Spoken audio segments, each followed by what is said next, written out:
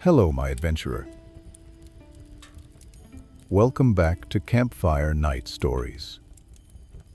Tonight, we're traveling quietly into the medieval past, not into war or kings or great battles, but into something softer, something human.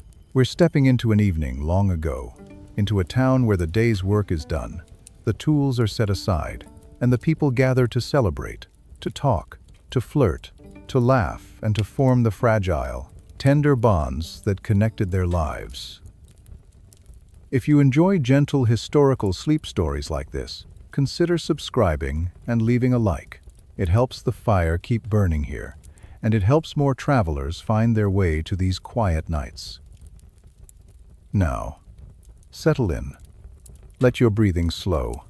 Imagine the air cooling after sunset. And walk with me into the medieval evening. The town is smaller than modern cities, but alive in a way that feels intimate. Every sound belongs to someone. Every window holds a story.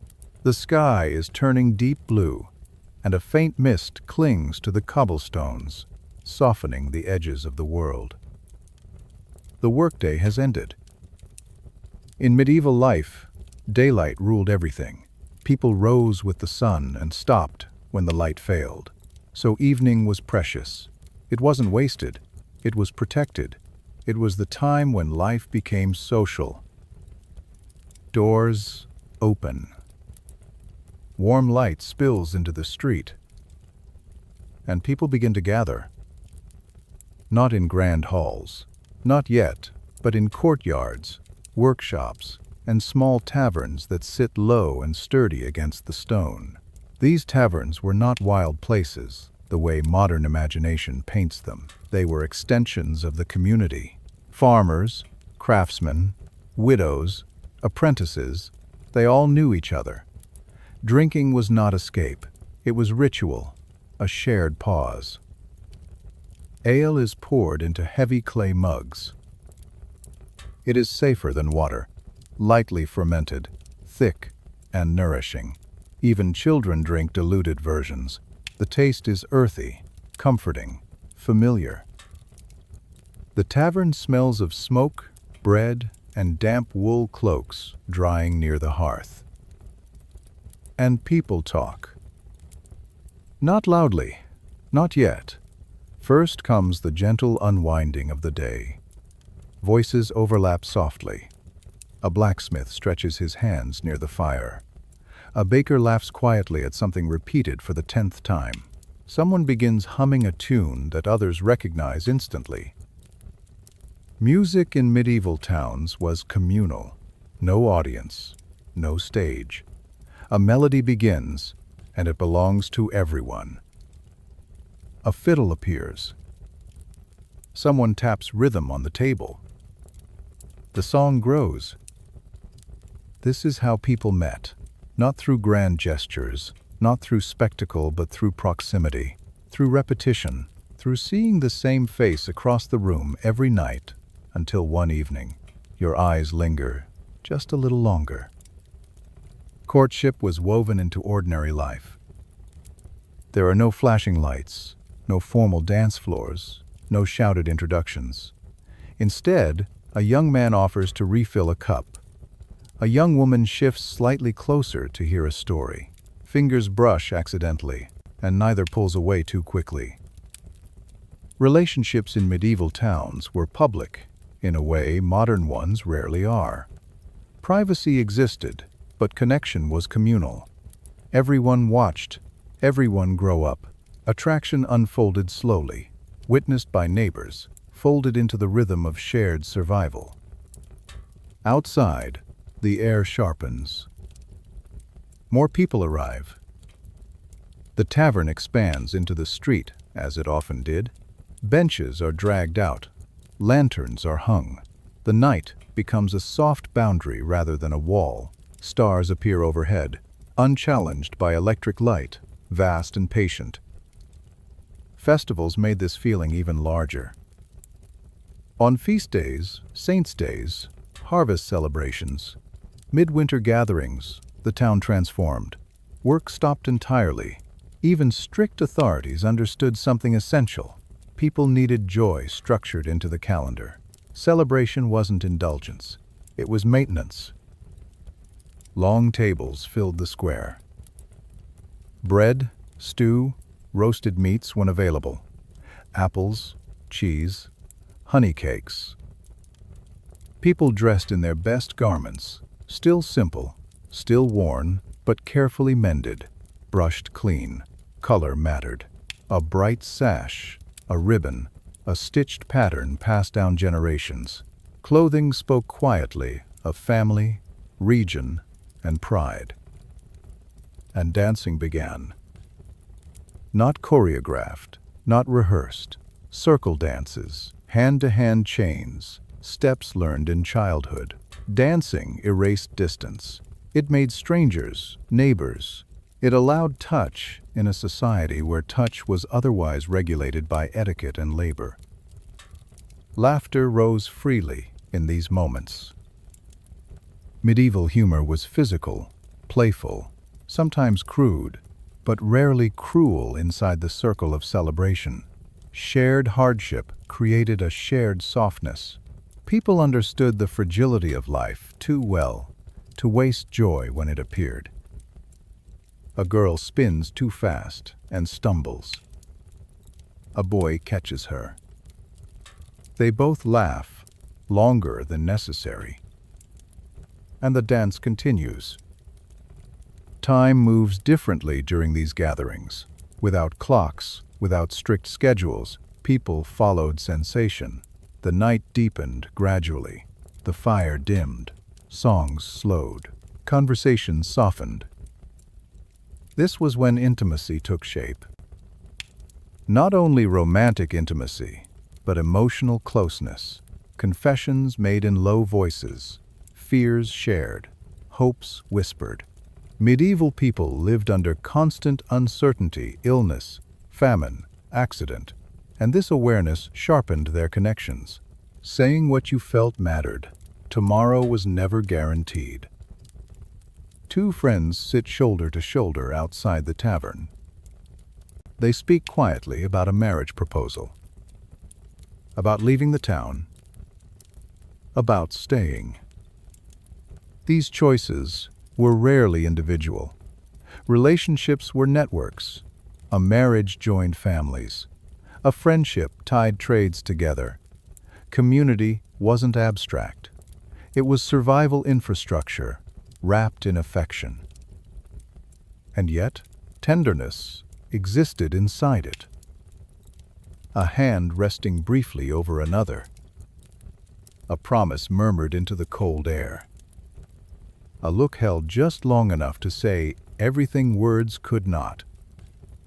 Above them, the stars continue their silent procession. And the town breathes. Slowly. Together. Later in the night, when the louder laughter has softened and the tavern has thinned, a different rhythm takes over.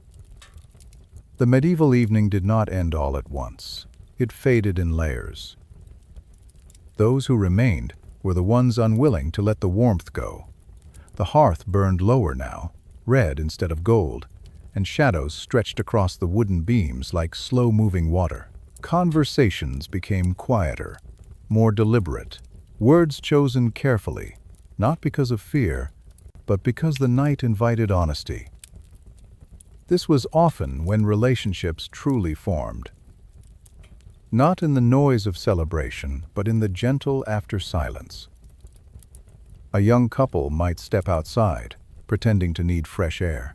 The street is empty, except for a distant lantern swaying in the breeze. The smell of ash and damp stone fills the space between them. They walk slowly, not touching at first, aware of the invisible boundaries shaped by custom. Medieval courtship was watched, but not always policed as harshly as later myths suggest. In many towns, supervised freedom existed. Young people were allowed to meet, to speak, to explore affection, as long as the appearance of order remained intact. Reputation mattered, but so did the understanding that human closeness was inevitable. So the town learned to bend gently instead of breaking. They walked past shuttered homes. Inside, families sleep close together. Privacy in medieval houses was rare. Rooms were shared. Beds were shared. Curtains and screens created only symbolic separation. Because of this, the outdoors became a quiet sanctuary for emotion. Night streets were not just pathways, they were emotional spaces. The girl speaks first. Her voice is barely above a whisper. She talks about her mother's illness, about the fear of winter, about the strange comfort she feels walking beside him. He listens, and in listening, he offers something more valuable than grand declarations: presence. Medieval romance was not built on spectacle, it was built on endurance. Love meant choosing someone whose life could intertwine with yours in practical ways. Someone who would carry water beside you, mend roofs, survive lean harvests. But within that practicality, tenderness thrived in small gestures. He removes his cloak and places it around her shoulders. The act is simple, ancient, universal, and yet it carries weight. Because warmth shared is trust shared. Across the town, similar scenes unfold. Not identical, but echoing. A widow speaks with a merchant about joining households for mutual survival. Two apprentices joke too loudly, masking nervous attraction. A married couple, long past the urgency of youth, sits quietly hand in hand, their silence deeper than words. Relationships were not divided neatly into romance, friendship, and partnership, the way modern culture likes to categorize them. Medieval bonds were layered. A spouse was also a coworker. A friend was also an ally. A lover was often a future parent of children who would shape the household economy. Connection was architecture. It held the town upright. Festivals amplified this architecture. Certain nights in the year were known specifically for loosening social rigidity. During spring celebrations, especially May festivals, young people were encouraged to wander into the woods at dawn. These traditions survive in fragments. Even now, echoes of ancient fertility rites, transformed by time. To modern ears, it sounds reckless. To medieval minds, it was necessary. Communities understood that strict control without release leads to fracture, so ritualized freedom was built into the calendar. On these nights, laughter carried farther, songs were louder, touch was less guarded. Elders pretended not to notice certain disappearances into tree lines and shadowed paths.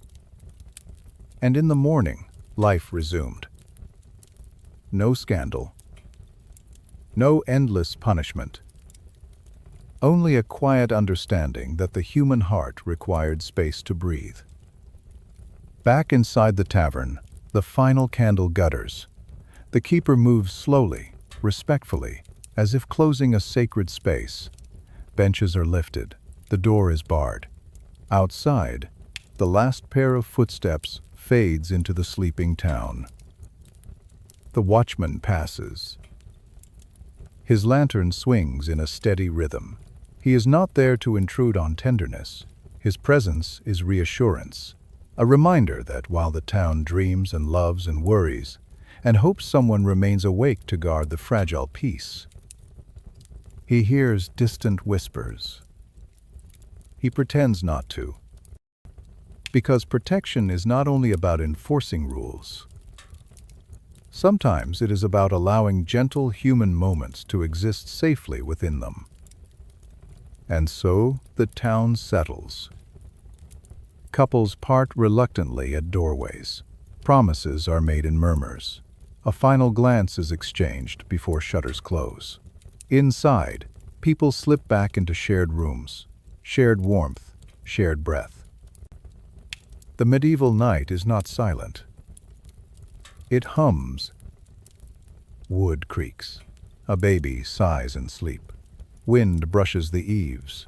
Somewhere, a lone drunk sings half a melody before giving up and laughing at himself. Life continues. Softly. And in that softness, relationships root themselves deeper than any ceremony could guarantee. Because they were grown not in spectacle, but in the ordinary miracle of surviving another day together. As the weeks pass in the town, patterns begin to reveal themselves. Relationships in medieval life were not sudden storms. They were slow weather. They formed through repetition, seeing the same face at the well, sharing the same bench in the tavern, walking the same road after dusk. Familiarity was not dullness. It was intimacy growing roots. People learned each other by watching how they worked, how they carried heavy loads, how they treated animals, how they spoke to elders, how they reacted when something went wrong.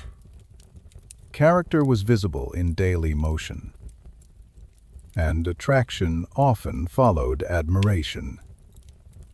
A young cooper becomes known for helping widows repair broken buckets without asking payment. A weaver sings while she works, her voice drifting into the street. These details travel faster than gossip. They become reputation, and reputation, in a small town, is a powerful current that carries people together or pushes them apart. Gossip itself was a strange form of social glue. It was not always cruel. Often it functioned as a communal nervous system. Stories passed from door to door not simply to judge, but to understand. When two people began walking together too often, the town noticed. When a couple argued loudly, the town noticed. When a household struggled, the town noticed. Privacy existed, but transparency was the price of belonging. And belonging meant survival. Marriage, therefore, was never purely romantic, but neither was it cold. It lived in a space modern people sometimes forget exists, a place where affection and practicality intertwined so tightly they could not be separated. A wedding in the town is not extravagant. There is no cathedral filled with silk, no jeweled crowns. Instead, there is bread baked by neighbors, ale donated by friends, a garland woven from whatever flowers are in season. The ceremony is short, spoken in a language half the crowd barely understands, but the meaning is clear to everyone. Two lives are being braided. Afterward comes the feast. And here, celebration becomes deeply personal. People laugh not because a ritual demands it, but because they remember watching these two grow up. They remember scraped knees, broken tools, childish rivalries that slowly softened into affection. The wedding is not just a beginning. It is a public recognition of a story already unfolding. The couple dances. Awkwardly at first, then freely. And the crowd cheers not for elegance, but for courage, because choosing another person in a world so uncertain is an act of bravery. Yet, medieval relationships were not immune to tension. Jealousy existed, betrayal existed. Loneliness threaded quietly through even crowded rooms. Human emotion has always carried shadow beside light. When conflicts emerged, they rarely stayed private. Disputes spilled into streets, into taverns, into the ears of neighbors. Voices rose. Doors slammed. Tears were seen. But something unexpected followed: mediation. Communities intervened. Elders, relatives, friends, they stepped in not as judges, but as stabilizers. A couple in crisis might find half the town gently steering them back toward compromise, not out of intrusion, but out of collective investment. A broken household weakened everyone. A healed one strengthened the fabric. This constant involvement could feel suffocating. And yet, it also meant few people suffered entirely alone. Widows were folded into other households, orphans absorbed by extended kin. A person abandoned by a lover still had a network that refused to let them disappear. Social life in the medieval town functioned like a woven net. No thread stood isolated for long. Late one evening, the watchman again walks his circuit. He passes a small argument unfolding in hushed tones near a doorway. A couple stands rigid with frustration. He slows, not to listen, but to give them time. His lantern light touches their faces briefly, and something in that shared illumination softens the moment. They stop arguing. Not because the problem vanishes, but because being seen reminds them they belong to something larger than the quarrel. They step inside together. The door closes gently. Above, the stars burn with indifferent patience. The universe does not hurry, and in that vast, quiet, medieval lives continue weaving themselves, knot by knot, touch by touch, forgiveness by forgiveness. Relationships endure not because they are perfect, but because they are held by memory, by community, by the simple, stubborn decision to keep returning to one another when the night grows cold. Near midnight, the town enters a deeper quiet. This is the hour, medieval people rarely named, but everyone felt, a space between celebration and sleep, between warmth and cold, between what was said aloud and what remained inside the chest, pulsing softly. The streets empty almost completely. Only the watchman remains a constant presence, his lantern moving like a slow star along the ground. Doors are barred, shutters drawn, fires banked low. Inside the houses, bodies settle into shared beds, layered for warmth. The closeness is practical, but over time, it becomes emotional architecture. People grow used to the sound of each other breathing. Intimacy in medieval life was unavoidable. And because it was unavoidable, it became ordinary. A husband wakes briefly and pulls a blanket higher over his wife's shoulder. A child shifts and presses closer to a sibling. A grandmother murmurs in her sleep, her hand resting on the edge of the mattress as if still counting heads, still protecting. Love was not always spoken. It was adjusted into blankets. It was saved in the last piece of bread. It was waking early so someone else could sleep longer. These gestures rarely entered songs or poetry. They left no written record, and yet they formed the true foundation of medieval relationships, quiet maintenance, the daily repair of each other. Outside, the air sharpens again. Frost settles in thin crystals along the stone. The watchman pauses in the square, listening. He hears nothing dangerous, only the distant creak of wood and the low sigh of wind threading between buildings. The town is safe for now, safe enough for dreams. And dreams mattered. Medieval people lived close to belief, not just religious belief, but symbolic belief. Dreams were discussed in the morning, interpreted, shared over bread and ale. They were seen as messages, warnings, or gentle reflections of the soul. A dream about a lost lover might stir a confession. A dream about death might lead to reconciliation before it was too late. Night softened. The boundaries between the living and the imagined. It allowed emotions to travel where daylight discipline kept them contained. This is why evening gatherings were so important.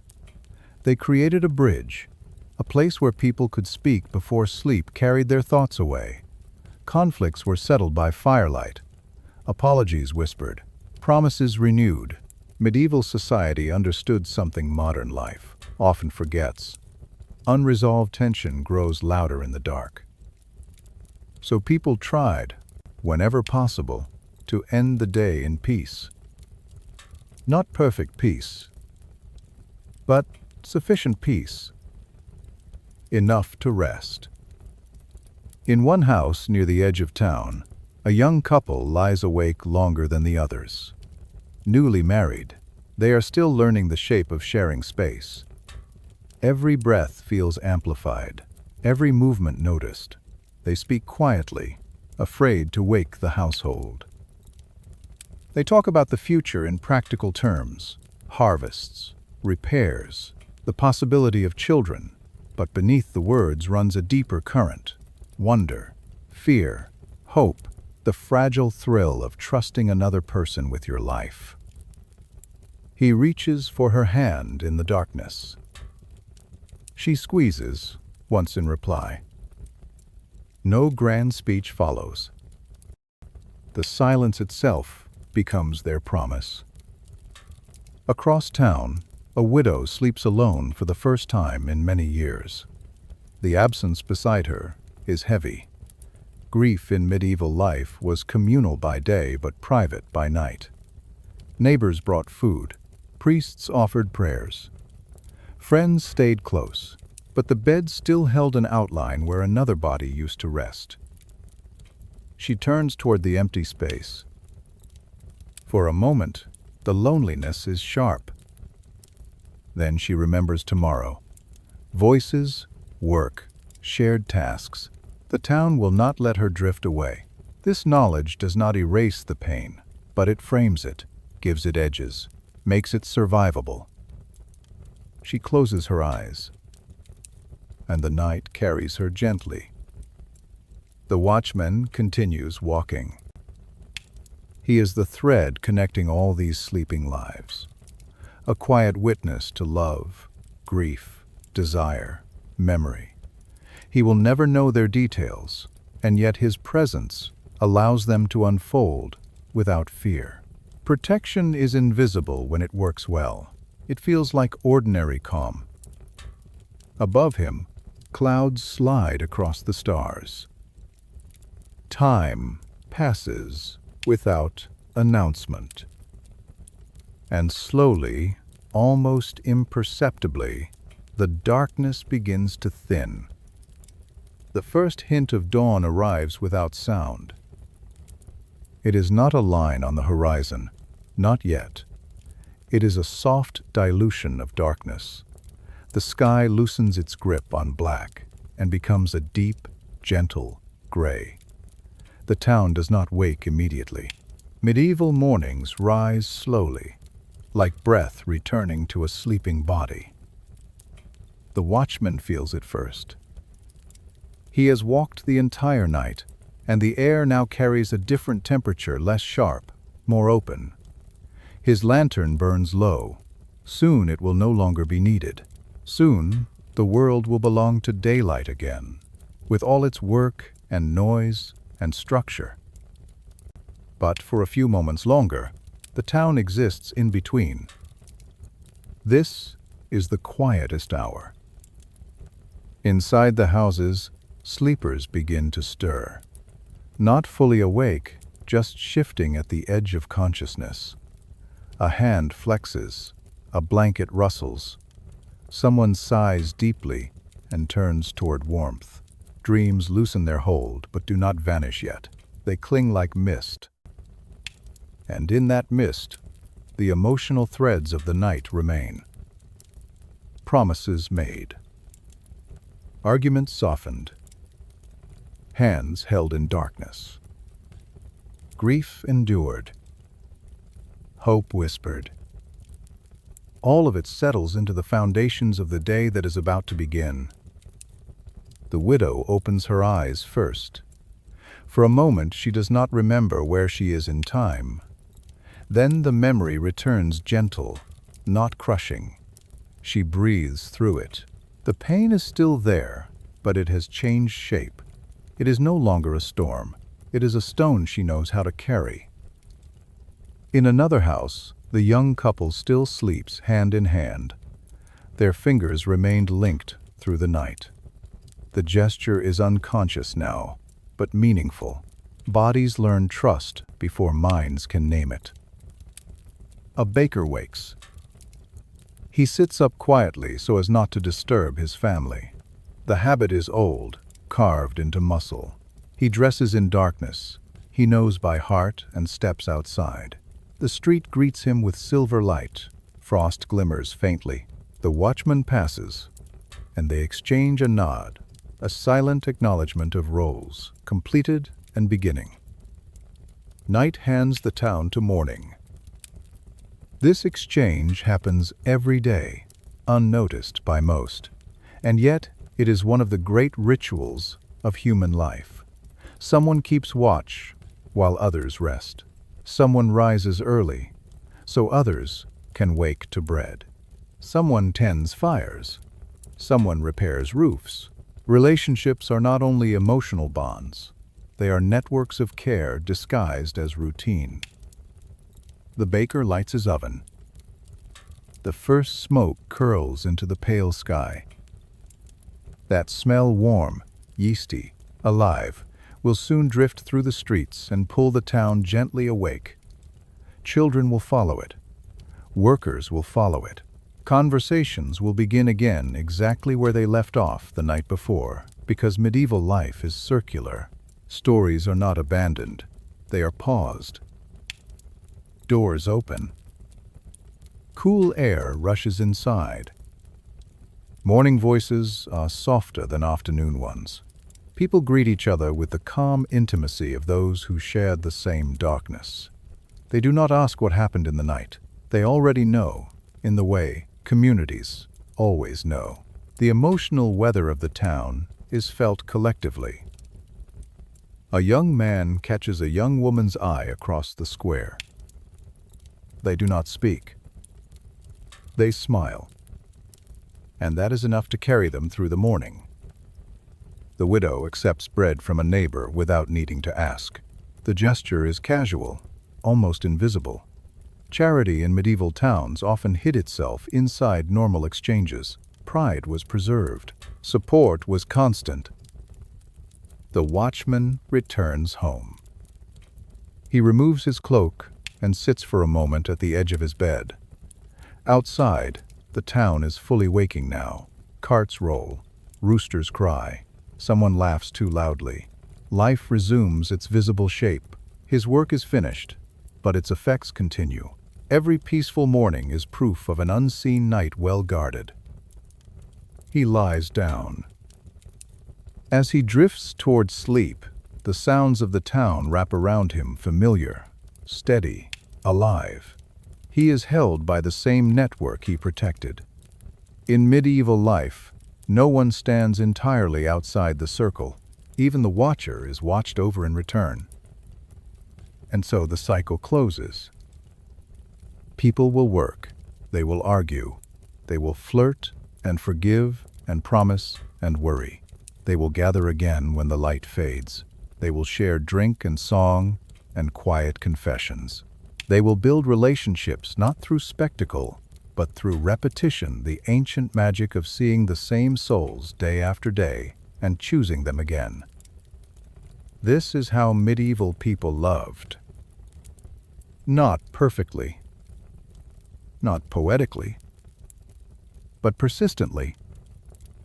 And persistence is its own form of tenderness. The sun finally breaks the horizon. Light spills across the stones. The night withdraws without regret. It knows it will return. And when it does, the town will once again open its doors, warm its taverns, soften its voices, and allow human hearts to rest beside one another in the gentle architecture of shared existence. Sleep now. The watch is kept. The fire is warm. And somewhere, in a small medieval town that never truly vanished, the evening is already waiting to welcome you back. Thank you for being here. I'll leave you with this small dying fire for a while longer. Get some sleep, traveler. You need strength for your own great adventures that await you today. You are welcome here. See you next time.